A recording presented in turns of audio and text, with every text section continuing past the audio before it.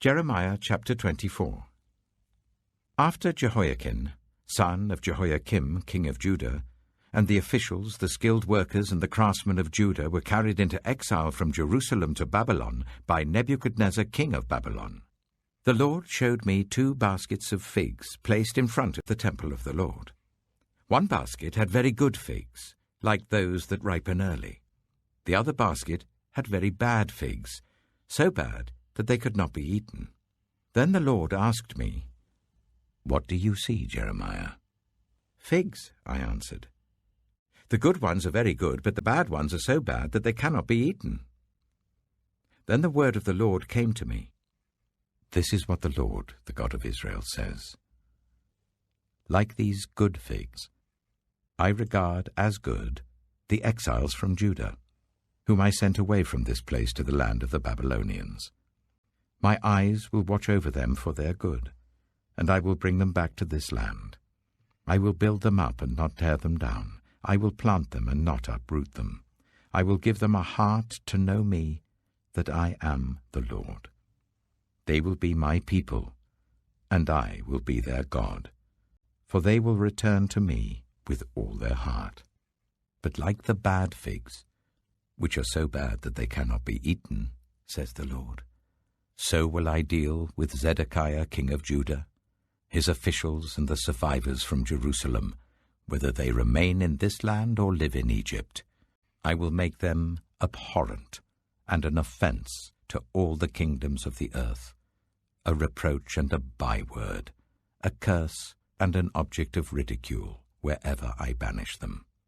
I will send the sword, famine, and plague against them, until they are destroyed from the land I gave to them and their ancestors." Jeremiah chapter 25. The word came to Jeremiah concerning all the people of Judah, in the 4th year of Jehoiakim, son of Josiah king of Judah, which was the 1st year of Nebuchadnezzar king of Babylon. So Jeremiah the prophet said to all the people of Judah and to all those living in Jerusalem, "For 23 years, from the 13th year of Josiah son of Amon king of Judah, until this very day, the word of the Lord has come to me, and I have spoken to you again and again, but you have not listened. And though the Lord has sent all his servants, the prophets, to you again and again, you have not listened or paid any attention. They said, 'Turn now, each of you, from your evil ways and your evil practices, and you can stay in the land the Lord gave to you and your ancestors forever and ever. Do not follow other gods to serve and worship them. Do not arouse my anger with what your hands have made. Then I will not harm you. But you did not listen to me, declares the Lord, and you have aroused my anger with what your hands have made, and you have brought harm to yourselves. Therefore the Lord Almighty says this: Because you have not listened to my words, I will summon all the peoples of the north and my servant Nebuchadnezzar king of Babylon, declares the Lord. And I will bring them against this land and its inhabitants and against all the surrounding nations. I will completely destroy them and make them an object of horror and scorn and an everlasting ruin. I will banish from them the sounds of joy and gladness, the voices of bride and bridegroom, the sound of millstones and the light of the lamp. This whole country will become a desolate wasteland, and these nations will serve the king of Babylon for 70 years. But when the 70 years are fulfilled, I will punish the king of Babylon and his nation, the land of the Babylonians, for their guilt, declares the Lord, and will make it desolate forever. I will bring on that land all the things I have spoken against it, all that are written in this book and prophesied by Jeremiah against all the nations. They themselves will be enslaved by many nations and great kings. I will repay them according to their deeds and the work of their hands." This is what the Lord, the God of Israel, said to me: "Take from my hand this cup filled with the wine of my wrath, and make all the nations to whom I send you drink it. When they drink it, they will stagger and go mad because of the sword I will send among them." So I took the cup from the Lord's hand, and made all the nations to whom he sent me drink it. Jerusalem and the towns of Judah, its kings and officials, to make them a ruin and an object of horror and scorn, a curse, as they are today. Pharaoh, king of Egypt, his attendants, his officials, and all his people, and all the foreign people there, all the kings of Uz, all the kings of the Philistines, those of Ashkelon, Gaza, Ekron, and the people left at Ashdod, Edom, Moab, and Ammon, all the kings of Tyre and Sidon, the kings of the coastlands across the sea, Dedan, Tema, Buz, and all who are in distant places, all the kings of Arabia, and all the kings of the foreign people who live in the wilderness, all the kings of Zimri, Elam, and Media, and all the kings of the north, near and far, one after the other, all the kingdoms on the face of the earth. And after all of them, the king of Shishak will drink it too. Then tell them, this is what the Lord Almighty, the God of Israel, says. Drink, get drunk, and vomit, and fall to rise no more because of the sword I will send among you. But if they refuse to take the cup from your hand and drink, tell them, this is what the Lord Almighty says. You must drink it. See, I am beginning to bring disaster on the city that bears my name. And will you indeed go unpunished? You will not go unpunished, for I am calling down a sword on all who live on the earth, declares the Lord Almighty. Now prophesy all these words against them, and say to them, the Lord will roar from on high. He will thunder from his holy dwelling, and roar mightily against this land. He will shout like those who tread the grapes, shout against all who live on the earth. The tumult will resound to the ends of the earth, for the Lord will bring charges against the nations. He will bring judgment on all mankind, and put the wicked to the sword, declares the Lord. This is what the Lord Almighty says. Look, disaster is spreading from nation to nation. A mighty storm is rising from the ends of the earth. At that time, those slain by the Lord will be everywhere, from one end of the earth to the other. They will not be mourned or gathered up or buried, but will be like dung lying on the ground. Weep and wail, you shepherds. Roll in the dust, you leaders of the flock, for your time to be slaughtered has come. You will fall like the best of the rams. The shepherds will have nowhere to flee, the leaders of the flock no place to escape. Hear the cry of the shepherds, the wailing of the leaders of the flock, for the Lord is destroying their pasture. The peaceful meadows will be laid waste because of the fierce anger of the Lord. Like a lion he will leave his lair, and their land will become desolate because of the sword of the oppressor, and because of the Lord's fierce anger. Jeremiah chapter 26. Early in the reign of Jehoiakim, son of Josiah king of Judah, this word came from the Lord. This is what the Lord says. Stand in the courtyard of the Lord's house, and speak to all the people of the towns of Judah who come to worship in the house of the Lord. Tell them everything I command you. Do not omit a word. Perhaps they will listen, and each will turn from their evil ways. Then I will relent and not inflict on them the disaster I was planning because of the evil they have done. Say to them, this is what the Lord says. If you do not listen to me and follow my law which I have set before you, and if you do not listen to the words of my servants the prophets, whom I have sent to you again and again, though you have not listened, then I will make this house like Shiloh, and this city a curse among all the nations of the earth.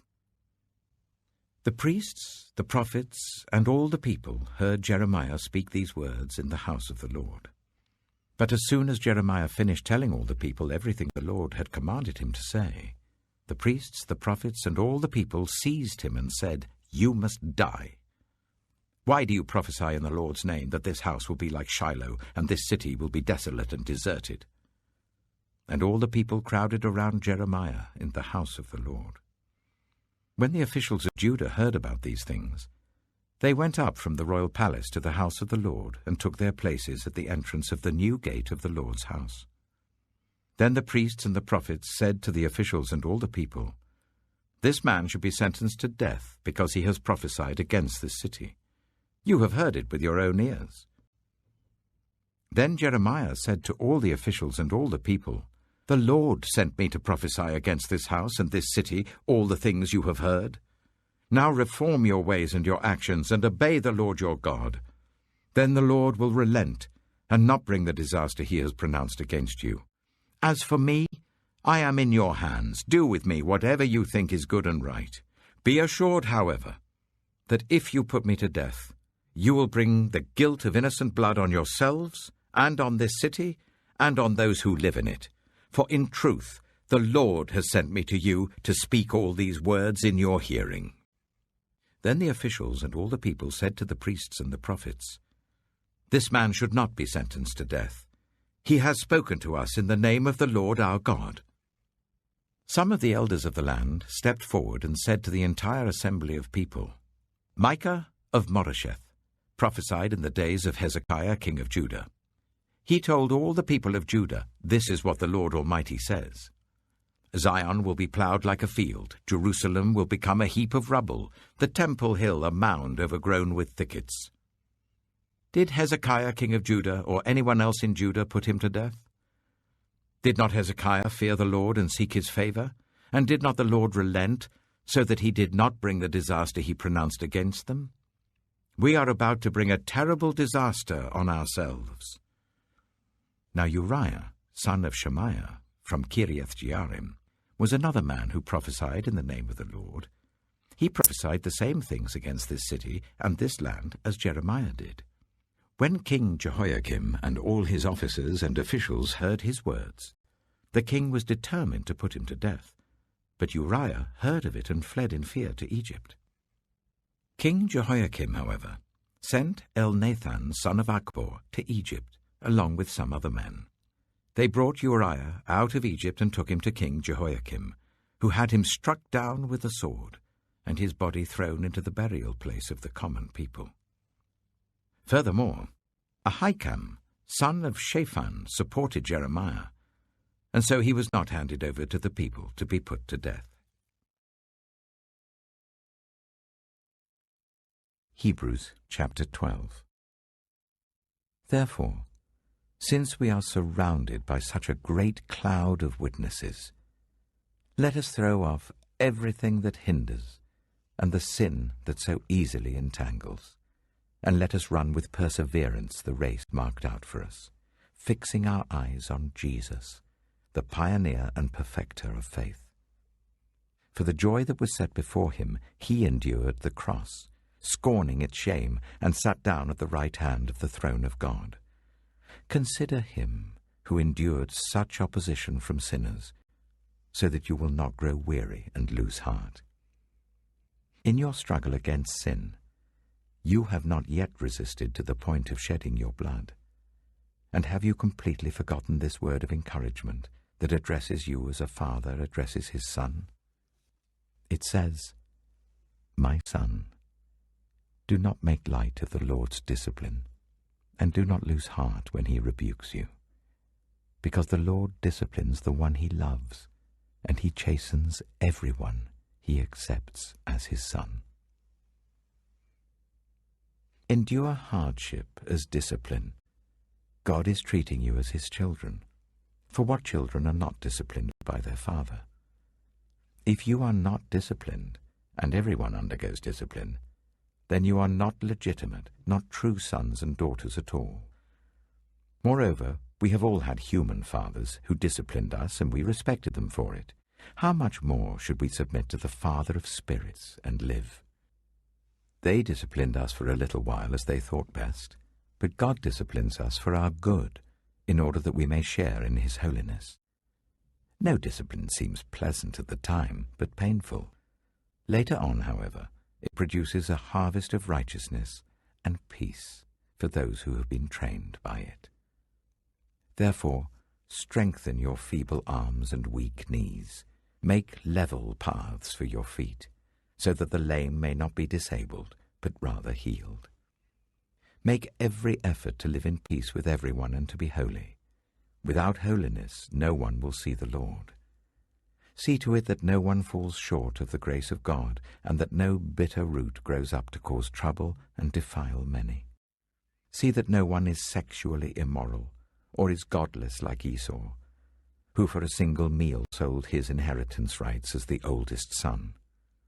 Afterwards, as you know, when he wanted to inherit this blessing, he was rejected. Even though he sought the blessing with tears, he could not change what he had done. You have not come to a mountain that can be touched and that is burning with fire, to darkness, gloom, and storm, to a trumpet blast, or to such a voice speaking words that those who heard it begged that no further word be spoken to them, because they could not bear what was commanded. If even an animal touches the mountain, it must be stoned to death. The sight was so terrifying that Moses said, I am trembling with fear. But you have come to Mount Zion, to the city of the living God, the heavenly Jerusalem. You have come to thousands upon thousands of angels in joyful assembly, to the church of the firstborn, whose names are written in heaven. You have come to God, the judge of all, to the spirits of the righteous made perfect, to Jesus, the mediator of a new covenant, and to the sprinkled blood that speaks a better word than the blood of Abel. See to it that you do not refuse him who speaks. If they did not escape when they refused him, who warned them on earth, how much less will we, if we turn away from him who warns us from heaven? At that time his voice shook the earth, but now he has promised, once more I will shake not only the earth, but also the heavens. The words, once more, indicate the removing of what can be shaken, that is, created things, so that what cannot be shaken may remain. Therefore, since we are receiving a kingdom that cannot be shaken, let us be thankful, and so worship God acceptably, with reverence and awe, for our God is a consuming fire.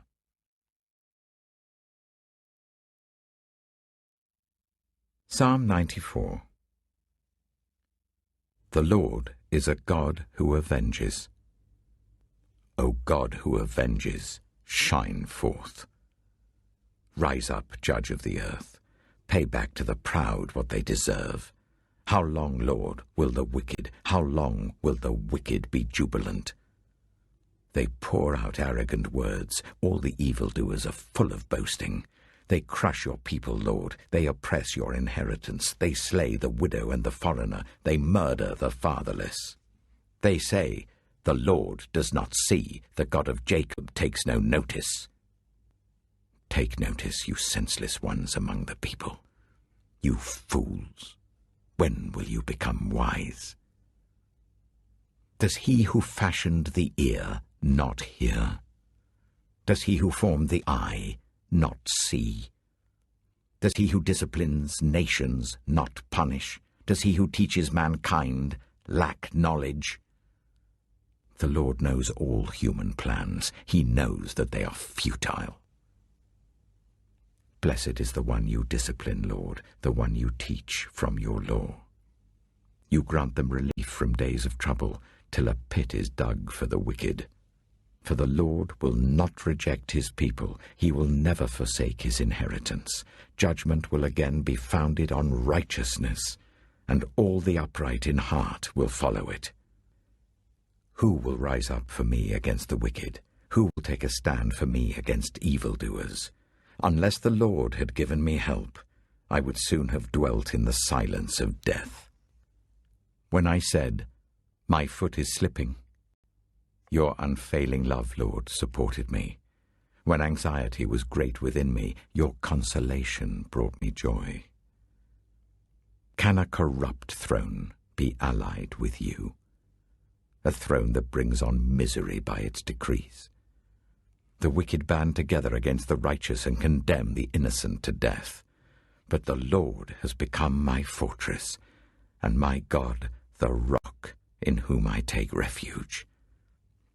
He will repay them for their sins and destroy them for their wickedness. The Lord our God will destroy them.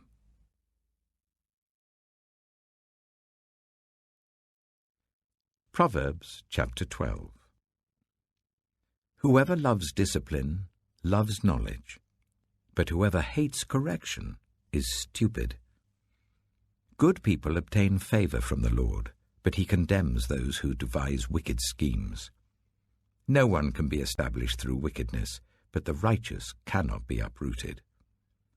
A wife of noble character is her husband's crown, but a disgraceful wife is like decay in his bones.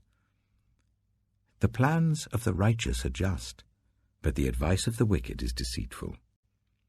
The words of the wicked lie in wait for blood, but the speech of the upright rescues them. The wicked are overthrown and are no more, but the house of the righteous stands firm. A person is praised according to their prudence, and one with a warped mind is despised. Better to be a nobody and yet have a servant than pretend to be somebody and have no food. The righteous care for the needs of their animals, but the kindest acts of the wicked are cruel. Those who work their land will have abundant food, but those who chase fantasies have no sense.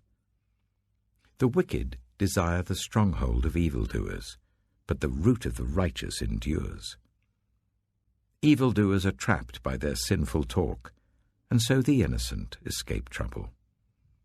From the fruit of their lips people are filled with good things, and the work of their hands bring them reward. The way of fools seems right to them, but the wise listen to advice. Fools show their annoyance at once, but the prudent overlook an insult. An honest witness tells the truth, but a false witness tells lies. The words of the reckless pierce like swords, but the tongue of the wise brings healing. Truthful lips endure forever, but a lying tongue lasts only a moment. Deceit is in the hearts of those who plot evil, but those who promote peace have joy. No harm overtakes the righteous, but the wicked have their fill of trouble. The Lord detests lying lips, but he delights in people who are trustworthy. The prudent keep their knowledge to themselves, but a fool's heart blurts out folly. Diligent hands will rule, but laziness ends in forced labor. Anxiety weighs down the heart, but a kind word cheers it up. The righteous choose their friends carefully, but the way of the wicked leads them astray. The lazy do not roast any game, but the diligent feed on the riches of the hunt. In the way of righteousness there is life. Along that path is immortality.